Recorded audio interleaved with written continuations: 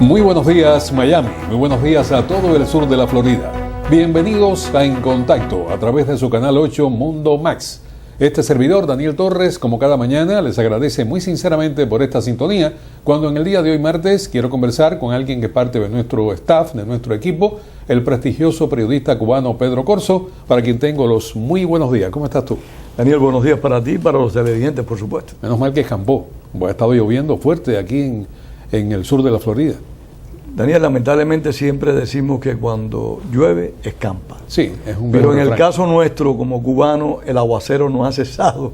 Llevábamos 56 años de un diluvio terrible. Y tú sabes que esto afectó, el clima afectó las elecciones en Iowa, porque comenzó la campaña, como ya conocen seguramente nuestros televidentes y conocen también los resultados, pero hubo tremenda nevada y esto hizo también que el abstencionismo clásico allá en Iowa pues fuera también subrayado, incluso justificado, diría yo, por el clima, un clima totalmente adverso para un día de elecciones. En unas elecciones raras que se hacen en Iowa, por cierto. Sabes que allí se entregan papelitos y los votantes conversan con los políticos antes de votar.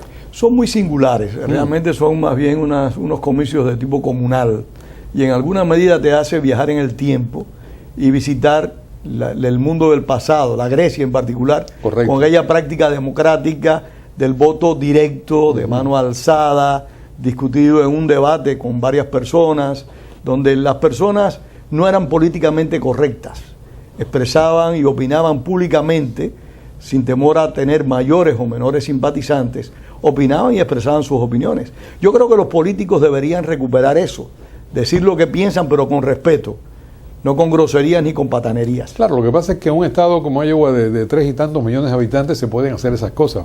Pero cuando tú tienes un país como Estados Unidos, si tú logras imponer este tipo de votación, que indiscutiblemente es súper democrática, los resultados estarían para el año próximo. Es cierto, pero se podría buscar, yo no sé, una fórmula intermedia entre esa y el desarrollo tecnológico para que se produjera una mejor relación entre el elector, el electorado y la persona que va a ser electa.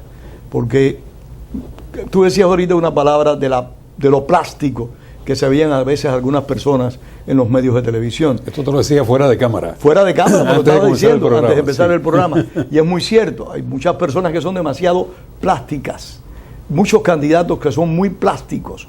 Y desde el primer momento en que tú lo ves, pues al menos yo y personas que conozco lo rechazan, Claro. Porque no te hacen llegar ningún sentimiento ni ninguna convicción.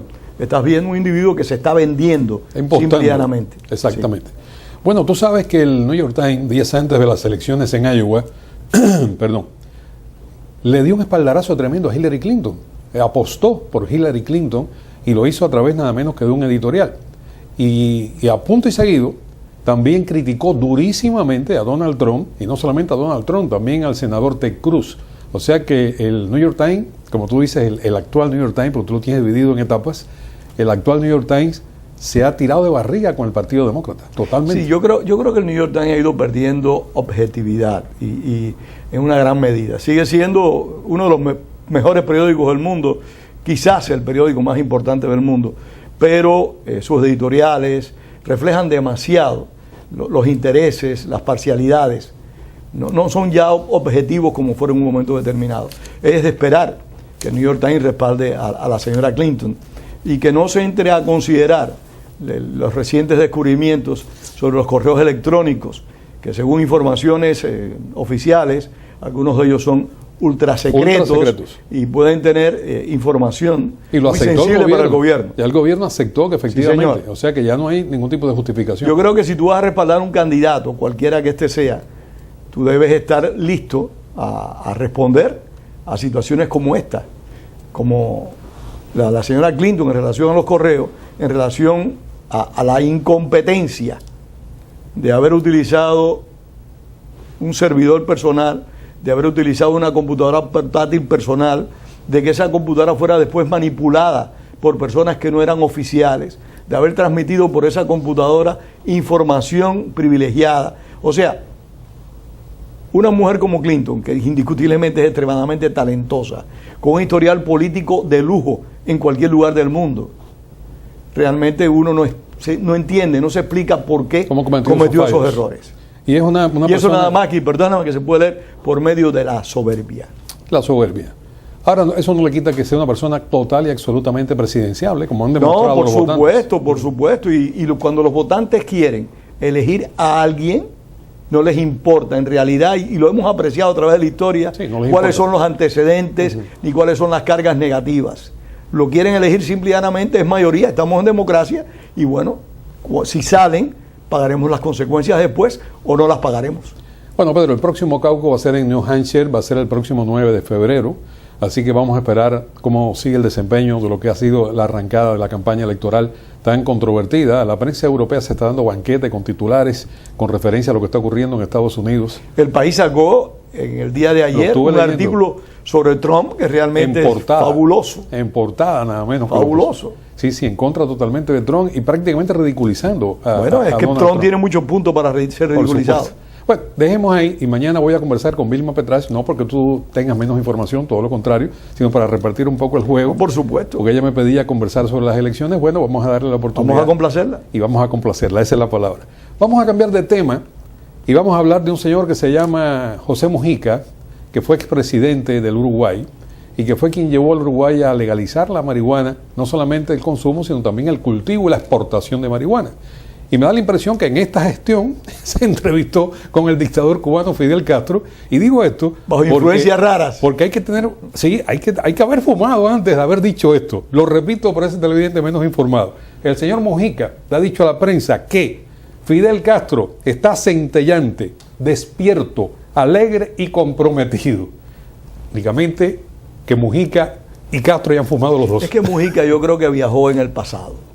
Y fue allá a los años, a la década del 60 y del 70, cuando los Tupamaros. Sí. Hay que recordar que Él fue Mujica miembro de fue los Tupamaros. dirigente de los Tupamaros, Claro. de los más importantes. Un hombre valiente, indiscutiblemente, un hombre humilde, comprometido y con la humilde. ideología, un hombre humilde, un hombre que realmente, a pesar de venir de la extrema izquierda, hizo un gobierno muy razonable en términos políticos. No fue un gobierno crispante, por lo menos, o al menos es la información que tenemos.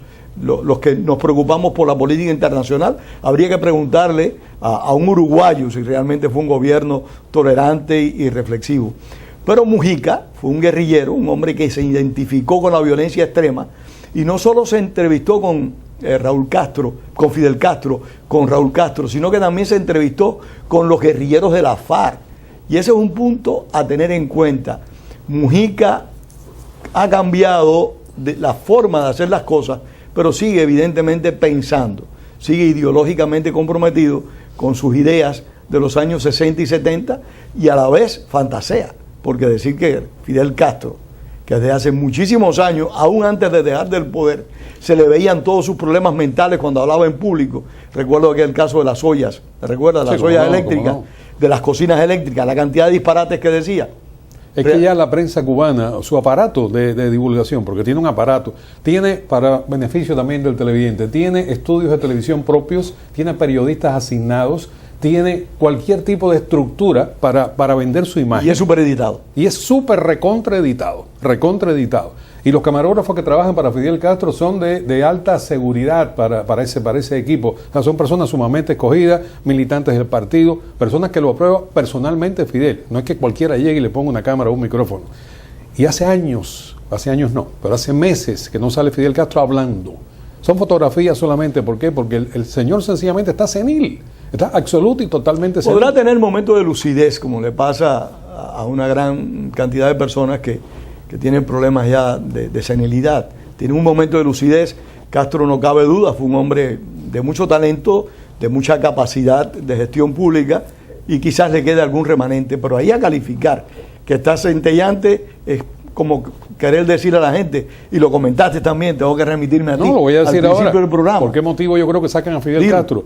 A mí me parece que como Raúl Castro está en Francia haciendo negocios, además en una rarísima visita, hizo una visita primero no oficial, que la comenzó el fin de semana 2 días. pasado, de 2 días. Hoy termina la visita oficial. O sea que Raúl Castro se fue a pasear a París. Evidentemente. Es que es difícil soportar no ir a ver la Torre Es verdad, Eiffel, es muy tentador. no caminar por el Sena. Lo que pasa es que ese y entonces viajecito- lo hacen con el dinero del pueblo cubano. Esa es la cosa. Ese viajecito Tú que y yo lo tenemos hemos hecho con nuestro con dinero. nuestras tarjeticas de crédito y que se quedan hasta el cuello. Por supuesto. Pero él lo hizo con el dinero del hombre de a pie cubano, sencillamente del Bueno, robo. pero del patrimonio. es algo, sí, en Venezuela se creó y muy apreciada esa expresión de los venezolanos de llamar boliburguesía a la gente que se enriquecieron o que hacen muestras de riquezas próximas al gobierno. En Cuba, en los últimos años, se ha creado una especie de castroburguesía y tenemos el hijo de Fidel Castro que va a vacacionar a las Islas Griegas, a Turquía y cosas por el estilo en yates de lujo. Pero bueno, no terminé la idea. A mí me da la impresión de que sacan a Mujica conversando con el senil Fidel Castro, el dictador cubano, porque le van a recordar al hombre de a pie: Raúl Castro está fuera del país, pero aquí está el jefe de todo, el jefe de la finca. No se muevan, que el tipo está centellante, está alegre y está comprometido, por repetir lo que dijo el señor Mujica. Hay que recordar que la centella, como decíamos nosotros, no sé si, perdón, en el resto del mundo, la centella es un rayo particularmente fuerte, mucho más que un trueno, mucho más que un relámpago, y que destruye. O sea, le está recordando al pueblo cubano que la centella está ahí lista para seguir destruyendo la cabeza al que sea. A pesar de que Raúl Castro esté dándose un viaje por el Sena. No hay problema. A pesar de que ahora se quieran bañar en un respeto a los demás que nunca ha existido ni va a existir. Que por cierto, ahora hablando con total seriedad sobre el asunto, fue a buscar negocios a París porque Cuba renegoció la deuda de 360 millones de euros que tenía con el Club de París desde que yo tengo uso de razón. Bueno, yo nunca he tenido mucha razón, pero desde que yo trabajo en los medios, Cuba le debía al Club de París. En aquella época en que Fidel Castro dijo que la deuda externa era impagable y no le pagó más nadie. Pero como tú miras, ese país que tiene una gran cantidad de deudas, que es un país que lamentablemente el castrismo ha convertido en un estado pordiosero, mendigo, donde la gente se sienten actas para pedir y no para trabajar, porque es el reflejo del gobierno que lamentablemente tenemos. Esa realidad tú la puedes apreciar ahora más cerca. Estados Unidos ha decidido que se le puede dar crédito a las empresas del gobierno cubano. Tremenda metedura de pata. ¿Quién paga? Pregúntale a los japoneses. Porque Cuba no paga. A nadie. Y a los españoles y a los canadienses. A nadie le paga, sencillamente a nadie le paga. Borrón y cuenta nueva. O renegocia con el Club de París como está haciendo ahora con programas. Y vamos a ver si paga. Y no va a pagar en dinero constante y sonante. Ya dijo que lo iba a hacer a través de programas de intercambio. Que vaya usted a saber lo que le van a mandar para allá. Bueno, vaya usted a saber. De todas formas, Raúl Castro termina en el día de hoy su visita a París, a Francia, y todo parece indicar que los franceses están locos por hacer inversiones en Cuba. Y voy a ser todavía más cáutico: los franceses están locos si hacen justamente seguro, eso. Pero hay que recordar también que Ayatollah Khomeini estuvo, el presidente de Irán, estuvo en Francia y también fue recibido con bombos y platillos. Francia, como que de ser el país de los derechos humanos, de la civilidad, como que sus líderes últimamente tienen una gran tendencia a respaldar y a apoyar a gobiernos despóticos, a dictadores, y no solo los gobiernos de izquierda. Hay que recordar que François Sarkozy, o Nicolás Sarkozy, me equivoqué porque François Hollande es el presidente de ahora, Nicolás Sarkozy también recibió dictadores Sí, ¿cómo que no? ¿Cómo que no? Tiene una política de puertas abiertas y a veces los derechos humanos los obvia, como es el caso de Raúl Castro ahora. No se habló jamás de derechos humanos. Corso, te agradezco muchísimo tu participación con nosotros. Tenemos como siempre un día apretadito con compromisos comerciales, pero te agradezco mucho haber estado con nosotros en la mañana de hoy. A ti. Continuamos, amigos, nuestro magazine informativo. En contacto.